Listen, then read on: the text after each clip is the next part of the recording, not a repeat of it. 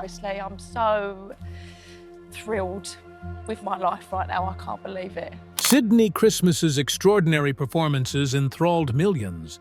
But there's more to her than what Britain's Got Talent revealed. With a remarkable 27.2% of the public vote, she became the first solo female artist to win the competition in 2024, although few people were aware of her hardships leading up to that moment. Her rise to fame, though, was more complicated than the program made it out to be. We will unveil the complete backstory of the most recent winner of Britain's Got Talent, despite the fact that she has been the subject of controversy due to her employment history. Join us. Despite the fact that no one could exactly get their finger on it while she was growing up in the quiet Kentish town of Gravesend, Sydnie Christmas was the girl who seemed to have an innate talent for something great. Some children seem to have an innate talent for showing off their own style. There you have it. Sydnie. She was simply an ordinary girl with an uncontrollable voice before she won Britain's Got Talent and stood on that dazzling platform, capturing the nation's attention with that unforgettable golden buzzer moment. Whether she was singing a Broadway song, a Disney classic, or something she composed on the fly, her childhood home in the peaceful nooks of Kent frequently resounded with her singing. The living room transformed into a makeshift theater by a little child. Is there anything more endearing than that? Do you remember what occurred after the cameras stopped rolling? Everyone watched her perform, but did you? During her performance, why did the judges seem anxious? Is there anything specific that the program oddly omitted from Sydnie Christmas? If you want to know what went down behind the scenes of talent shows, you should stick around. Sydnie was always the fearless performer at community gatherings, whether it was a small or large gathering, and her singing voice radiated confidence. That is, singing that makes you feel queasy all over. It was intrinsic to her, not an act of bragging. The town of Gravesend kind of raised her in its own subtle manner, which is strange because it isn't really the hub of Hollywood. Sydnie was always present, whether it was a community function, a school play, or a talent night. She was the life of the party and did more than simply join in. It was noticed by her instructors. No one in her class missed it. The janitor, if anybody knew, presumably thought this girl was unique. Instead of allowing the constant stream of compliments, "You've got something," discourage her, she persisted in her efforts. And that's not all. She went above and beyond performing for her loved ones. Sydnie had this fire within her even when she was a teenager. You know, the type of resolve that refuses to accept maybe later as an acceptable response. She was like that. Sydnie was the life of the party, often volunteering for solos and participating in school plays. She never missed an opportunity to sing, even when her friends were having sleepovers or hanging out at the mall.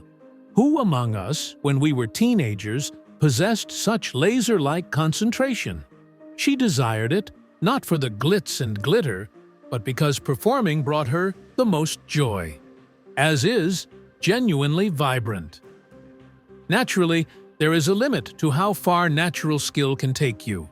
It was something that Sydnie was well aware of. The turning point in her life came when she enrolled in the D&B Academy of Performing Arts. Picture yourself in a room full of young performers, the most gifted, enthusiastic, and ambitious ones you will ever meet, all vying for the chance to realize their greatest ambition. Am I right? That's intense.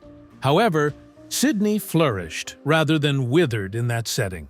The D&B Academy wasn't your typical music conservatory where you learn the ropes and then head home. No, it was the type of training where you sweat profusely while dancing and practice vocal drills until you drop. Discipline was imparted to Sydnie. She was shoved. She mastered the art of narrative via nonverbal cues as well as spoken ones, such as posture, facial emotions, and even quiet. How often do you hear a song where the singer manages to move you to tears before they even reach the highest note? She was cultivating that type of creativity. And please don't misunderstand me. My time at D&B was anything but pleasant. When her voice faltered, when the dance moves wouldn't stay, and when everything else was falling apart, she likely wanted to give up and give in. However, she persisted, simply said, it is her character. One sweaty practice at a time, she was constructing a future, not only pursuing a dream. The turning point, Lazarus, arrived thereafter. That Lazarus, yeah, David Bowie co-wrote that one. Do you think it's possible? Imagine going from singing show songs in someone's living room in Kent one day to being a part of a revolutionary West End production linked to a real music great the next. It's the stuff of fantasies. However, Sydnie did not merely happen to be lucky. She deserved that part.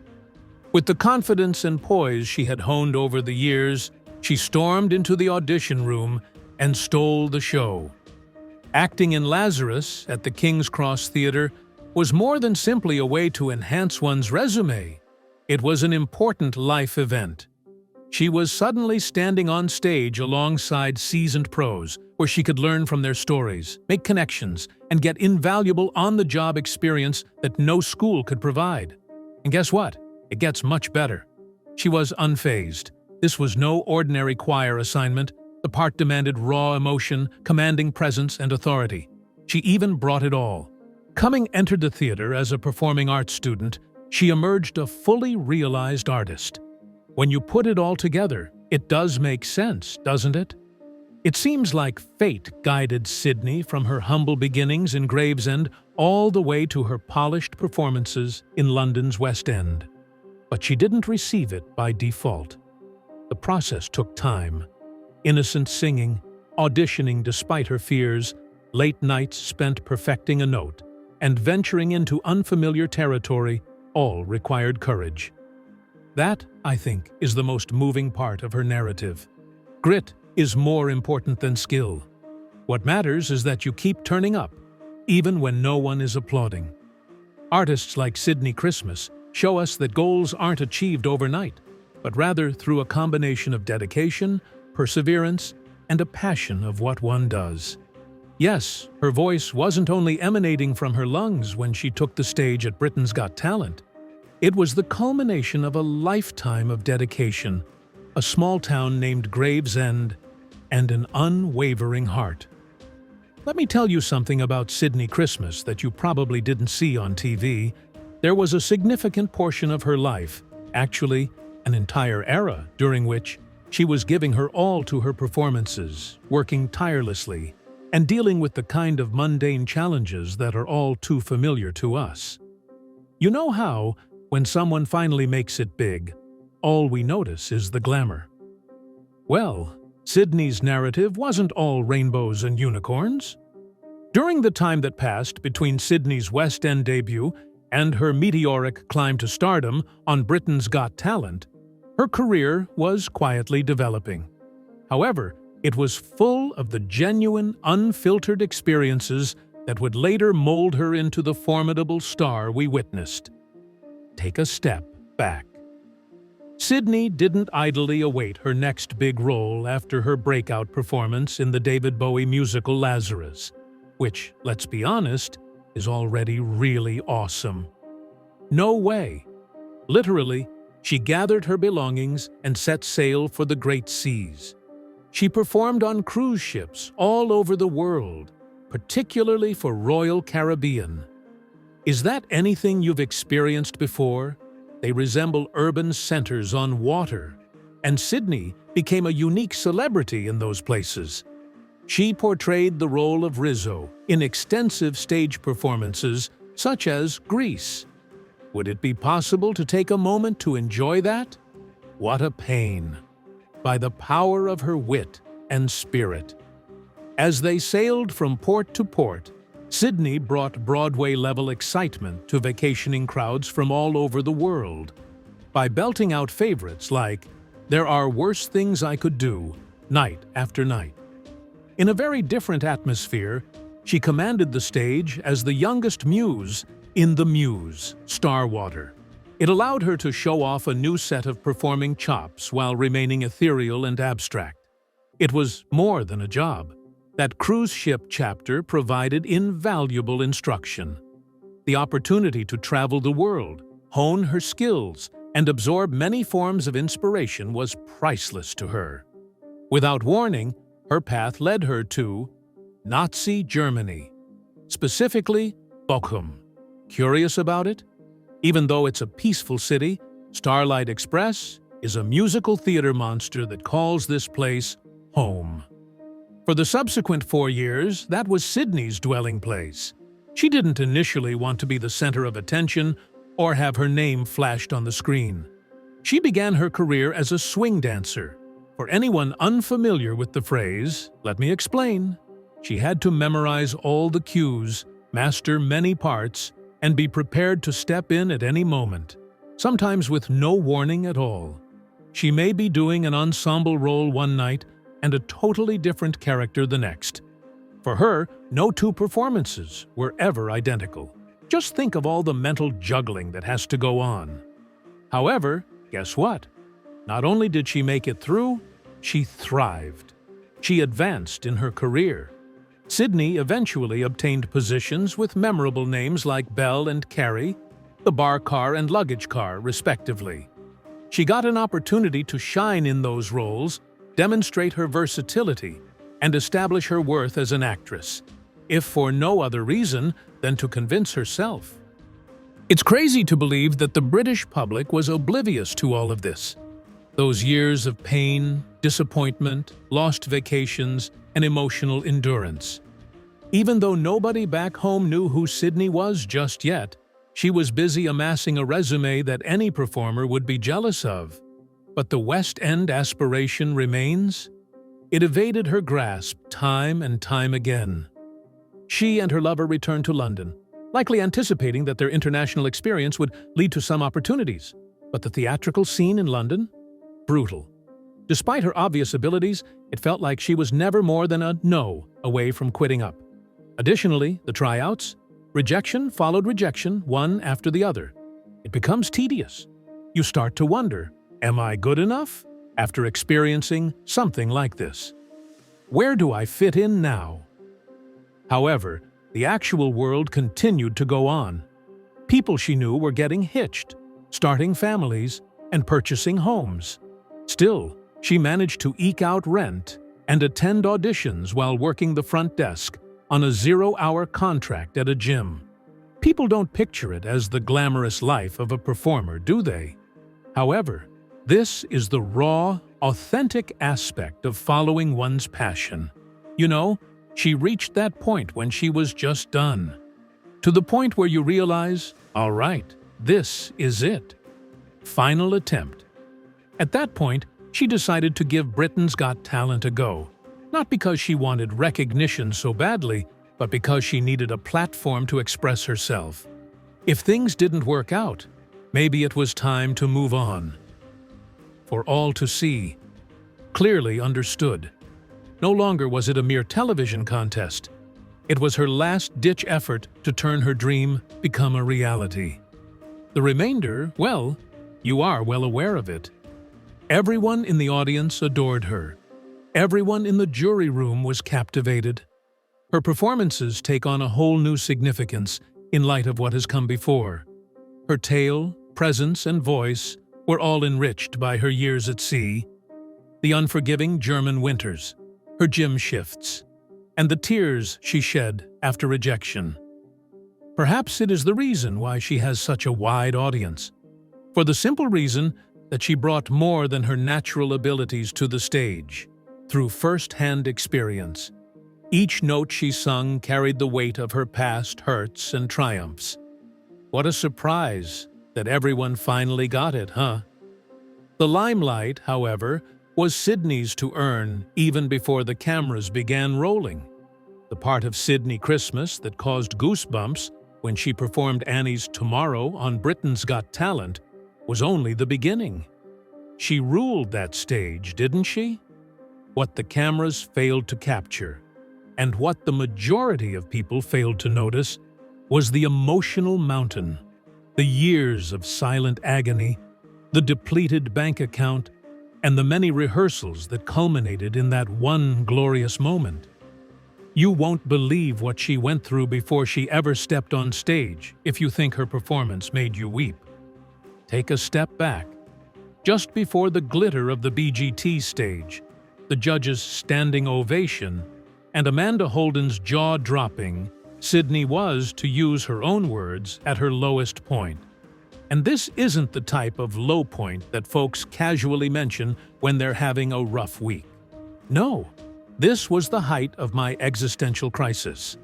At the age of 29, she was just getting by in London, a city that seems like attempting to bundle up in a snowstorm with a paper towel, according to anybody who has ever lived there. Her ambition of performing on the West End? Rent was too high, bookings were few, and she couldn't afford it. A lengthy, agonizing death seemed to be its impending fate. She felt her soul eroded by the relentless stream of rejection. What if you put your heart and soul into something, but you keep hearing, "Not this time"? At what point does a person begin to doubt their own worthiness? There Sydnie was, gazing down the proverbial, "Is it even worth it anymore?" at the edge of her own mental precipice. Can you fathom the sensation that would betray you? To have an intense passion for something, be it music, acting, or dreaming, and to have every opportunity to pursue it snatched away from you? It breaks my heart. It's draining. So the desire for recognition and publicity wasn't her only motivation for entering Britain's Got Talent. The cash award wasn't the only motivating factor, but it certainly had a role. One last shot was at the heart of everything. First one. That is, I may just give up if this doesn't provide the desired results. Her words, final attempt, conveyed her weariness and despair to a nearly audible degree. However, in addition, a glimmer of optimism was also there. Perhaps this is it, that still little voice whispering, "It might be right now." Next, Annabelle Williams walks in. In case you're unfamiliar, Annabelle is the voice coach who can find a hidden gem under a mountain of stress and bring it to a dazzling, attention-grabbing brightness. You know she's serious since she's collaborated with famous people like Sam Smith and James Arthur. In contrast, Sydnie? This was more than a typical client-coach relationship. This went further. Something caught Annabelle's eye in Sydnie. She was able to see beyond her anxiety and worry to the embers of her inner fire, which had never gone out. Yes, Sydnie's vocal control is insane, but they worked on more than simply hitting high notes and managing breath together. Every word was analyzed for its underlying sentiment. So, why are you busting out this tune? To you, what does it signify? In singing, "The Sun'll Come Out Tomorrow," what emotions are you hoping to evoke in the listeners? You could feel Sydnie's energy as she performed. Let's be honest. Every note carried the weight of her narrative. All the locked doors, all the silent cries, and every tiny girl who dared to dream and never gave up would reverberate through the air. That level of exposure? There's no way to pretend that. Being able to trust yourself again is something you develop into when you have supportive people like Annabelle in your life. And another thing that is frequently overlooked. Having skill is great, but having a support system is much better. It alters the whole situation. As a coach, Annabelle was more than that. A lifeline, she was. "Yes, you do," Annabelle said in a calm but strong voice, at the same time when Sydnie likely began to doubt her right to pursue her aspirations. "And you're not the only one." So Sydnie wasn't only a hopeful contender as she stepped onto the platform. She was a fiercely independent lady who had battled for her position. With her, she bore the weight of every restless night, every outstanding invoice, and every murmured uncertainty. All of it washed over the music as she opened her lips to sing. Its potency lay in that very fact. The judges' expressions of impending tears were a result of this. It wasn't a song, it was the voice of an oppressed spirit fighting for freedom. Also, how many of us have experienced the simultaneous proximity and distance of a single aspiration? That aspiration you persist in pursuing despite the many voices telling you to let it go. The narrative of Sydnie is the embodiment of that ideal, not to mention how she did. This was my low-volume way of telling the world, I'm not dead yet. I remain convinced. I will not give up either. Sydnie Christmas nearly didn't get to perform. So why was that? She concealed nothing from anyone, not even the judges. What was it? How, furthermore, did the editing staff filter out anything that didn't fit their predetermined narrative? Put your assumptions about her background to the test. After the show, the real action begins. And believe me when I say you won't want to miss the finale. If you were under the impression that Sydnie Christmas's appearance on Britain's Got Talent was nothing more than a glittery golden buzzer performance, you would be mistaken. The narrative goes much beyond what was shown on television. Come on, let's sit down and figure out what the big deal was that was going on under all the glitz and glamour. Not only that, but they really experienced the rags-to-riches narrative firsthand. Max Rizzo, who was her companion, rock, and cheerleader in real life, was the driving force behind it all. Can you name someone who has been by your side through the good times and the bad? It was Max. This isn't an empty, "Oh, I believe in you, babe." It's a full-on, "We're in this together, even if we're broke and exhausted" type of commitment. Allow me to fill you in. Sydnie and Max weren't your average Instagram meet-cute celebrity pair. That's not right. They crossed paths in Germany when performing Starlight Express. There you have it.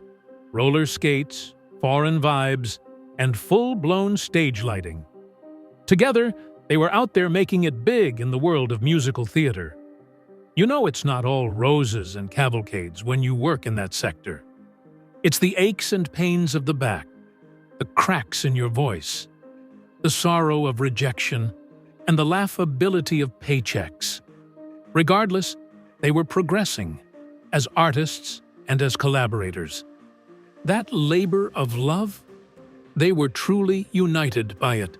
Can you fathom the bond that forms between two people when they are both overcoming enormous obstacles in pursuit of a shared goal? Max wasn't only cheering on the sidelines, believe me when I say that.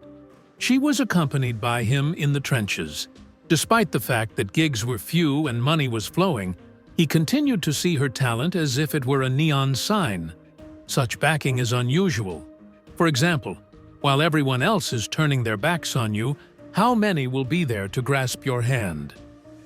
When role after role rejects you throughout the audition process, how about when the rent is due and you haven't scheduled anything in months? Not budging. At a time when giving up would have been easy, he had faith in her. And what about that faith? That is the fuel that keeps a dream going when all the odds say, give it up. What we didn't see on the BGT stage is worth discussing now. When Sydnie walked out and sung her heart out, she looked so confident. That kind of composure is really difficult to achieve. A woman who was visibly trembling was hiding behind that composed voice and commanding demeanor. Isn't that fascinating? She has admitted it herself. I was shaking like a leaf. Because she gave the impression on television that she had done this ad nauseum. However, she was fighting off a deluge of anxiety just minutes before leaving the stage. That should have told you everything about her power. Her bravery and her voice were both remarkable. We must not overlook the meticulous planning that preceded that very moment. That particular tryout? There was more to it than that. Years of pain, tears, and perseverance went into it. Honestly, you think she woke up and started singing like that? Absolute nonsense. It was the moment she had worked for. She put in countless hours of training, persevered through obstacles, and undoubtedly shed a few tears in the changing rooms along the way. However, she proceeded to appear. Countless times over and over again. No. The audition was only the beginning. A stunning performance was what we witnessed. The sheer amount of effort that lay behind it went unnoticed. Therefore, Amanda Holden's golden buzzer moment wasn't limited to television. That wasn't only background noise for an attractive melody. Years of unseen conflict were suddenly laid bare. Someone has to have said, "We hear you," at that point. No problem. You matter. Isn't it an overwhelming feeling to hear the loudest yes you've ever heard after hearing no so many times? Oh my. That was more than simply Sydnie's triumph. For any artist who has ever doubted their own abilities, that was a triumph. For everyone who has toiled away in the shadows in the vain hope that light might eventually shine on their efforts. And Max was there through it all, whether it was trembling hands, depleted bank balances, or sleepless nights of doubt. Just be there, compassionately and softly. Even the man should have his bouquet of flowers, you know? Because Max was the rock behind the scenes, supporting Sydnie and ensuring that the dream would remain alive even when she wanted to give up when she was performing on stage. The golden buzzer was bestowed upon Sydnie Christmas. But what's under that luster? A tale of perseverance, love, and strength unfolded. Max Rizzo, too? He was actively involved in the process. Moments like that were built with his loving, supporting, and unfaltering hand. The lights, the tears, the astonished countenance, and the slow-motion confetti drop were all elements of Sydnie's golden buzzer moment that might have been taken directly from a Hollywood film. But then, out of nowhere, everything went haywire on the way to the finals. Not in a Miley Cyrus style, social media swung in like a wrecking ball. What happened was that, immediately following the airing of her performance, people began to dig. Really dug. Wait a second. Is this girl truly an underdog? Was a common refrain within hours as people hurriedly posted to the timeline. And when people on the internet suspect wrongdoing, they don't mess around. Yes, Sydnie was suspected of being a plant before the word golden buzzer was even uttered. Producers supposedly wanted to make it seem like Sydnie was discovered, but in truth, she had prior professional experience. Was she an experienced performer, by the way? Indeed, her contribution in the theater world was rather remarkable. Everyone was rummaging through receipts. In fact, her whole resume was hauled out in one tweet, like it was Exhibit A in a courtroom. She has performed in Starlight Express, in Germany, Lazarus in London, and even portrayed Rizzo in Greece, according to one writer. Are we really referring to this as a newcomer? Ugh. Listen, things became even more chaotic when Sydnie was the last performer in the finale. Being the last act gives you that little something more, you know? Well, they just weren't on board with it. Speculations about a plant suddenly escalated into full-blown conspiracy theories regarding a manipulated competition. There were those who thought she was rigged from the beginning. Seriously, though, when did we ever stop appreciating talent for what it is? I don't understand why scandals always seem to pop up. However, there was a catch. Not everyone believed the pessimism. The self-proclaimed king of judges, Simon Cowell, was surprisingly rather encouraging. Simon seldom goes all in on a contestant before the winner is announced, so it's significant that he answered, "I think it's Sydnie, yeah," without hesitation when asked who he thought would win. His attempt to diffuse tension during the final by claiming that none of the performers were professionals was likely an attempt to quell the mounting tension. Truthfully, though, the comment backfired. Curiously, nobody said, "Wait, not one of them?" So how does one describe someone who has performed in several European theatrical productions? Instead of putting out the fire, it made it worse. Regardless all the hubbub and accusations, Sydnie emerged victorious. Indeed, in interviews following the concert, Sydnie was rather forthright about it. The fact that she used the word soul-destroying to describe it is mind-boggling. Imagine landing your dream job, only to have complete strangers online probe your character. She denied any wrongdoing and stated that she had never experienced such intense scrutiny before. The line, "Everything has been genuine, and I've said my truth, so saying it's not is questioning me," hit close to home because the conversation had turned from the program to her. Can you blame her?